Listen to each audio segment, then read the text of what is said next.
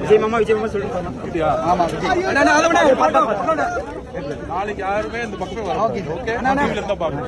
வணக்கம் நண்பா, நான்கள் John JD. ஈரோட்டில் பார்த்தீங்கன்னா தளபதி வந்து மக்களை சந்திக்க வராருன்றது எல்லாருக்கும் தெரியும். ஸோ அதனால பார்த்தீங்கன்னா ஒரு நாளுக்கு முன்னாடி வந்து கிரௌட் வந்து அவ்வளோ பேர் நின்றாங்க.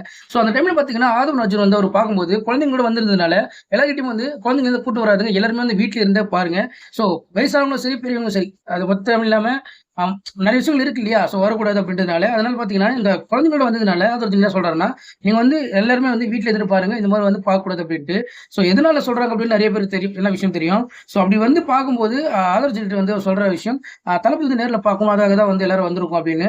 ஸோ தயவு செஞ்சு யாரும் வராதுங்க அப்படின்னு அந்த கோரிக்கை வச்சுட்டு பார்க்கும்போது திடீர்னு பார்த்தீங்கன்னா அங்க இடத்துல வந்து ஒரு குழந்தைகிட்ட ஒரு விஷயம் ஒன்று கேட்டிருக்காங்க.